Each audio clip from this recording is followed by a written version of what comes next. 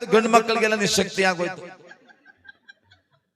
ಯಾಕಂದ್ರೆ ಕುಡಿದು ನಿಶಕ್ತಿ ಬರ್ಸ್ಕೊಂಡ್ಬಿಡ್ತಾರೆ, ಬಹಳ ಕಷ್ಟ ನೋಡಿ. ನಮ್ ತಾಯಿ ಅಂದ್ರೆ ಇಷ್ಟು ಚೆನ್ನಾಗಿ ನಗ್ತಾರ ನೋಡಿ. ಅದಕ್ಕಾಗಿ ನಮ್ಮ ಹೆಣ್ಣು ಮಕ್ಕಳಿಗೆ ಮನೆ ಬಾಗಿಲ್ಗೆ ಅವರೇ ಹುಡುಕಿ ಬಂದು ದುಡ್ಡು ಕೊಡ್ತಾರೆ. ಬರೀ ಆಧಾರ್ ಕಾರ್ಡ್ ಕೊಟ್ರೆ ಸಾಕು. ಅದನ್ನ ನಿಲ್ಸ್ಬಿಟ್ಟಿದ್ರು.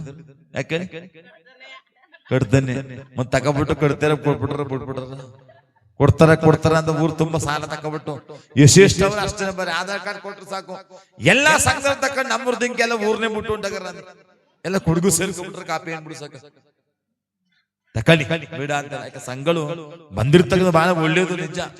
ಆದ್ರೆ ಸಂಘದಿಂದ ಎಷ್ಟು ಅನುಕೂಲಗಳಿವೆ. ಆದ್ರೆ ಎಷ್ಟು ಬೇಕು ಅಷ್ಟು ತಗೋಬೇಕು. ಹಾಸಿಗೆ ಇದ್ದಷ್ಟು ಕಾಲ್ ಚಾಚು ಅಂತ. ಅತಿಯಾಗಿ ಕುಡಿದ್ರೆ ಅಮೃತ ಕೂಡ ವಿಷವಾಗುತ್ತಂತೆ. ಅತಿಯಾಗಿ ಕುಡಿದ್ರೆ ಅದಕ್ಕೆ ಹೇಳ್ತಾರೆ, ಸಾಲವನ್ನು ಪಡೆದಾಗ ಹಾಲವನ್ನ ಉಂಡಂತೆ ಸರ್ವಜ್ಞ. ಸಾಲ ಪಡೆದಾಗ ಸಂತೋಷ, ಸಾಲವನ್ನ ಉಂಡಂತೆ ಸರ್ವಜ್ಞ. ಸಾಲಗಾರರನ್ನು ಎಳೆವಾಗ ಶೂಲಕ್ಕೇರಿದಂತೆ ಸರ್ವಜ್ಞ ಅಂತ. ಸಾಲದಾರ ಬಂದು ನಿಂತ್ಕೊಬಿಟ್ರೆ ಒಳಗೆ ಇಲ್ಲ, ಮಕ್ಕಳ ಕೈಲಿ ಇಲ್ಲ ಅನ್ಸ್ಕೊಬಿಡುದು. ಇಲ್ಲ ಹೋ ಕರಿಯಮ್ಮ ಒಳಗವ್ರು ನೋಡಿ, ಹಿಂಗ ಆಗ್ಬಿಟ್ಟಿದೆ. ಅದನ್ನ ಚಿಂತೆ ನೋಡಿ, ಚಿಂತೆ ಮಾಡಿ ಮನುಷ್ಯ ಚಿತೆಯಾಗ್ಬಿಡ್ತಾನೆ. ಚಿಂತೆ ನೋಡಿ, ಸೊನ್ನೆ ತೆಗೆದು ಹಾಕ್ಬಿಟ್ರ ಅದು ಚಿತೆ ಅಂತ ಹೇಳ್ತಾನೆ. ಸೊನ್ನೆ ನೋಡಿ, ಚಿತೆಗೂ ಚಿಂತೆಗಿರೋ ವ್ಯತ್ಯಾಸ ಏನಪ್ಪ? ಸೊನ್ನೆ. ಆದ್ರಿಂದ ಚಿಂತೆ ನಾವು ಮಾಡೋದು ಬಿಟ್ಬಿಡ್ಬೇಕಂತ.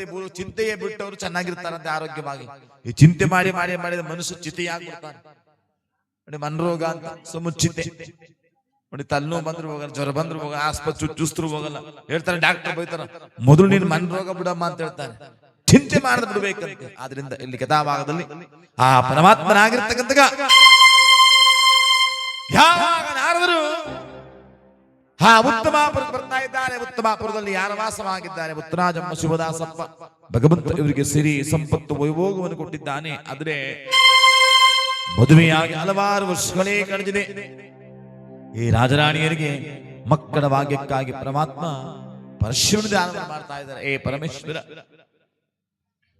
ನೀಲಕಂಠನೇ, ಗಿರಿಜಾವಲ್ಲವನೇ, ಪಾರ್ವತೀರವಣನೆ, ಈ ಭೂಲೋಕದಲ್ಲಿ ಎಲ್ಲರೂ ನಮ್ಮನ್ನ ಮಕ್ಕಳಿಲ್ಲದವರು ಅಂತ ಇದ್ದಾರೆ. ದೇವ, ನಮಗೆ ಮಕ್ಕಳ ಭಾಗ್ಯವನ್ನು ಕೊಡುವಂತ ಪ್ರತಿನಿತ್ಯವೂ ಕಣ್ಣೀರಿಡ್ತಾ ಇದ್ದಾರೆ.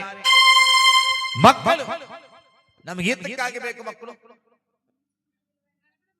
ಏತಕ್ಕೆ ಬೇಕು? ಮಕ್ಕಳು ವಡಿಸ್ಕಣಕ್ಕೆ.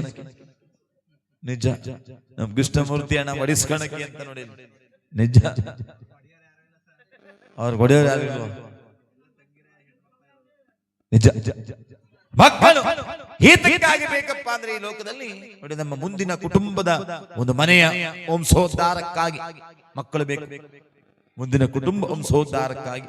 ಹಾಗೆ ತಂದೆ ತಾಯಿಗಳ ಮರಣ ಹೊಂದಿದಾಗ ತಂದೆ ತಾಯಿಗಳ ಪುಣ್ಯ ಕಾರ್ಯವನ್ನು ಮಾಡುವುದಕ್ಕಾಗಿ ನೋಡಿ, ನಮ್ಮ ಈ ದಿನ